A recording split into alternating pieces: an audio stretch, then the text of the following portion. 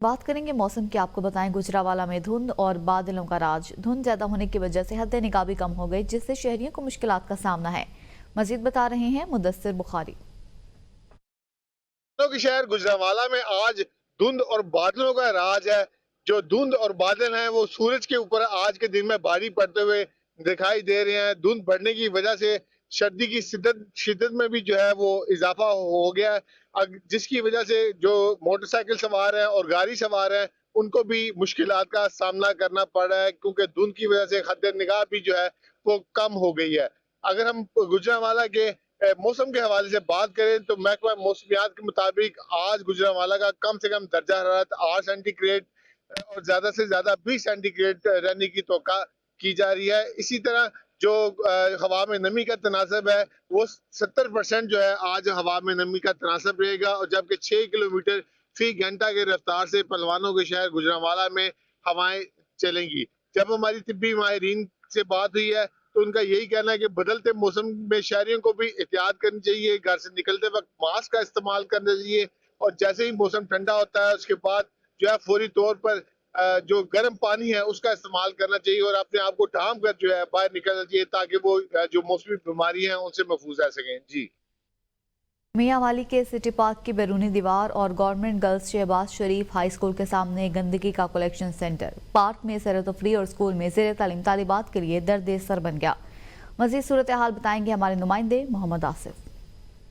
जी बिल्कुल, मियांवाली में एक जानिब जहां वेस्ट मैनेजमेंट कंपनी ने सफाई सुथराई के इंतजामात की जिम्मेदारियां संभाल ली हैं, तो दूसरी जानिब शहरियों की जानिब से सिटी पार्क मियांवाली के अकब में जो डंपिंग पॉइंट है जहां पे शहरी आके खुद गंद डालते हैं, इससे जो पार्क सिटी पार्क है उसके अंदर सैर व तफरी के लिए आने वाले शहरी भी परेशान होते हैं। एक शहरी हमारे साथ मौजूद है, उनसे बात करेंगे। ये तो तकरीबन हो गए 10 साल, तकरीबन हम तो देख रहे हैं 10 साल से भी ज़्यादा है। पहले मंडी लगती थी, इधर डंगर मंडी लगती थी, तो इधर गंद पड़ा था रहता था। अभी ये पार्क बन गया, ये स्कूल है, लड़के भी तंग होते हैं, उस्तानियाँ भी तंग होती हैं और ये पार्क वाले भी तंग होते हैं। और ये जो डंपिंग पॉइंट है इसको यहाँ से ख़त्म किया जाए। शहरियों का कहना है कि इस डंपिंग पॉइंट को यहाँ से ख़त्म किया जाए ताकि पार्क के अंदर सैर व तफरी के लिए आने वाले शहरी हों या इसके पार्क के सामने बना जो गवर्नमेंट स्कूल है उनकी तालिबात हों, सबको यहाँ पर साफ़ सुथरा माहौल मैसर आ सके। जी। डेरा गाजी खान में ट्रेनों की बहाली के बाद राजनपुर के शहरियों की उम्मीदें रोशन हो गई। तवील अरसे से मुख्तलिफ ट्रेनें मुख्तलिफ औकात में बंद की जा रही थी, जिसके बायस शहरी सस्ते सफरी सहूलियात से महरूम हो चुके थे और इन्हें महंगे दामों ट्रांसपोर्ट के जरिए गैर महफूज सफ़र करने पर मजबूर होना पड़ा था। मजीद बता रही हैं राव वकील। जी बिल्कुल, डीजी खान में रेलवे ट्रेनें बहाल होने से राजनपुर की आवाम ने भी बड़ी आस उम्मीद बांध ली हैं। मैं राजनपुर रेलवे स्टेशन पर मौजूद हूँ, जो अब इस वक्त वीराने का समा पेश कर रहा है। राजनपुर की आवाम जो है अब ये चाहती है कि उनका रेलवे स्टेशन बहाल हो और ट्रेनें राजनपुर की बहाल हों ताकि वो सफरी सहूलत से मुस्तफ़ीद हो सकें। मज़ीद हमारे साथ शहरी मौजूद हैं, उनसे जानते हैं कि उनका इस बारे में क्या कहना है। जी, ट्रेनें डीजी खान से मुल्तान तक तो माशाल्लाह बहाल हो गई हैं, इधर भी राजनपुर भी की जाए। 4 साल से ट्रेनें बंद हैं, हम गरीब आदमी कहाँ जाएं, किराया कम पड़ता है रेलगाड़ियों पे, अब वो बंद है, कोई पूछने वाला भी नहीं है। जी, जैसा कि शहरी का कहना है कि ट्रेनें 4 साल से बंद हैं यहाँ और हम जो हैं प्राइवेट गाड़ियों में किराए भरने पर मजबूर हैं। राजनपुर रेलवे स्टेशन को बहाल किया जाए, राजनपुर में ट्रेनों को बहाल किया जाए ताकि आवाम जो है सफरी सस्ती सहूलत से मुस्तफ़ीद हो सकें। जी। लियाकतपुर में हाथ से लिखे कुरान मजीद, जिसकी लंबाई 41 फीट और चौड़ाई 8.5 फीट है, की रोनुमाई की तकरीब मुनक्किद हुई, जिसमें असिस्टेंट कमिश्नर लियाकतपुर मोहम्मद इब्राहिम मिलादी खर ने कुरान मजीद के वर्क उठाकर तकरीब का आगाज किया। मजीद बता रही हैं सैयद आमिर शाह। जी, आज लियाकतपुर में नेशनल प्रेस क्लब के ज़ेर एहतमाम दुनिया के सबसे बड़े हाथ से लिखे कुरान पाक की रूनुमाई की तकरीब हुई है, जिसमें स्पेशल शिरकत जो है असिस्टेंट कमिश्नर मोहम्मद इब्राहिम मिलादी खर साहब ने किया और उन्होंने अपने हाथ से कुरान पाक का वर्क खोला है। मज़ीद इस हवाले से हम जानते हैं, हमारे साथ हैं असिस्टेंट कमिश्नर मोहम्मद इब्राहिम मिलादी साहब। ये हमारे लिए बड़ी मैं तो अपने लिए सादा समझता हूँ कि दुनिया का सबसे बड़ा कुरान मजीद का आज मुझे ज़ियारत नसीब हो गई है। तो ये सिंगल पेज है, पूरा का पूरा उधर से लेकर यहाँ तक ये पूरा एक सिंगल पेज है और इसको जैसे जैसे आप पेज को बदलेंगे तो पिछली साइड पे लिखा और बमाए तर्जमा माशाल्लाह लिखा हुआ है और ये हमारे लिए सादत है और यहाँ के लियाकतपुर के लिए आवाम के लिए भी मैं समझता हूँ कि इसकी ज़ियारत करनी चाहिए, सबको आना चाहिए। जी, दुनिया के सबसे बड़े कुरान पाक जो है इसकी भी लंबाई जो है जो हाथ से लिखा गया है 41 फुट है और 8.5 फुट इसकी चौड़ाई है। जी रुक करेंगे मानावाला का, जहां तजावुजात के खिलाफ ऑपरेशन जारी है। शहरियों ने सुबह पंजाब के दीगर शहरों की तरह मानावाला में एक बड़ा ग्रैंड ऑपरेशन करने का मुतालबा कर दिया। तफसीलात बता रही हैं राना मुदस्सर।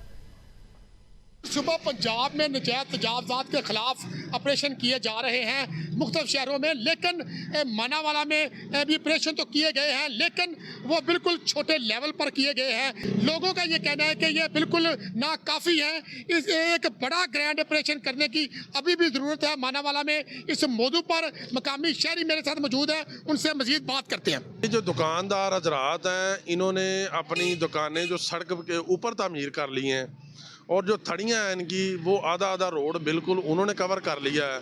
आगे ये रेहड़ियाँ लगाई हुई हैं, उनसे किराया लेते हैं। इन्होंने आगे अड्डे लगाए हुए हैं दुकानदारों ने, उनसे किराए लेते हैं। खुदारा यहाँ पर भी वो ऐसी ऑपरेशन की ज़रूरत है जैसा पूरे पंजाब में हो रहे हैं। जी बिल्कुल, इनका यही कहना है कि जैसे पूरे पंजाब के शहरों में ग्रैंड ऑपरेशन किए जा रहे हैं वैसे ही मानावाला में भी करने की ज़रूरत है। इनका यही कहना है कि जो दुकानें रोड के आगे तक तमीर हो चुकी हैं उनको हटाया जाए और बड़े ऑपरेशन की शहर मानावाला में अशद ज़रूरत है। जी तो दूसरी जानिब रुझान टावर चौक लिंक रोड पर 2022 के सैलाब से पड़ने वाला शगाफ ताहाल पुर न हो सका। शहरियों को आमदरफ्त में शदीद दुश्वारी का सामना है। शहरी क्या कहते हैं बताएंगे मुख्तार हैदर। जी बिल्कुल, इस वक्त मैं मौजूद हूँ रुझान के सेजा फाटक पर जो कि रुझान शहर और टावर चौक के दरमियान वाक़े है। आज से 3 साल कबल 2022 में तबाहकुन सैलाब से टावर चौक लिंक रोड पर पड़ने वाला शगाफ ताहाल पुर न किया जा सका। इस वक्त मेरे साथ एक शहरी मौजूद हैं, मजीद इस हवाले से उनसे जानते हैं। हुकूमत की अदम तवज्जो और हाईवे महकमे की गफलत के बायस आज तक 3 साल का अरसा गुजर चुका है। हमारे बच्चे ना तो बार वक्त स्कूल पहुंच सकते हैं और ना एमरजेंसी के मरीज़ बार वक्त हस्पताल तिब्बी इमदाद के लिए पहुंच सकते हैं। हमारी वज़ीर आला पंजाब से और हमारी मकामी क़यादत से रिक्वेस्ट है कि मेहरबानी करके सहजा फाटक की जो रोड है इसको तामीर करने में अपना अहम किरदार अदा करें। जी बिल्कुल, बाकौल इनके हुकूमती अदम तवज्जो और महकमा हाईवे की लापरवाही से ताहाल सड़क में पड़ने वाले शगाफ को पुर नहीं किया जा सका। शहरी और देही इलाके के लोगों को शदीद मुश्किलात का सामना है। इन्होंने अरबाब इख्तियार से अपील की है कि टावर चौक लिंक रोड पर जल्द अज जल्द काम शुरू करके इस अजियत से छुटकारा दिया जाए। जी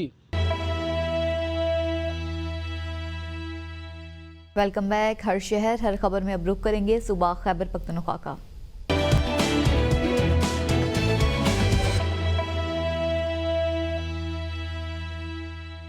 बडगराम में ग्रैंड अवामी जुर्गा तकरीबन 1 साल से मनशियात के एवज गिरवे रखे गए नौजवानों की बाजियाबी के लिए मानसहरा पुलिस को अल्टीमेटम जारी। पकड़े गए मुलजिम को छुड़ा कर ले जाने वाले जिम्मेदार पुलिस अफसरान को जरगे के सामने पेश होने का मुतालबा। जरगे के नुमाइंदगान ने बच्चे की अदम बाजियाबी का असल जिम्मेदार DPO मानसहरा को करार दे दिया। जरगे ने कहा कि जिस बंदे ने हमारे नौजवान को तकरीबन 7 करोड़ की मनशियात के एवज एक मनशियात स्मगलर के पास गिरवे रखा है, इस बंदे को मुद्दई पार्टी ने पकड़कर पुलिस के हवाले किया। उसको पुलिस ने प्रोटोकॉल दिया। SP ने एक मुआहदा तहरीर किया और 1 माह में नौजवान की बाजियाबी का मुआहदा हुआ। मुलजिमान को प्रोटोकॉल के साथ छोड़ दिया गया और 2.5 माह गुजरने के बाद भी मानसहरा पुलिस के आला अफसरान टस से मस नहीं हो रहे, जबकि गिरवी रखे गए बच्चे पर तशद्दुद करके तशद्दुद की वीडियोस बच्चे के वालिदैन को भेजकर वालिदैन से तकरीबन 7 करोड़ रुपए मांगे जा रहे हैं।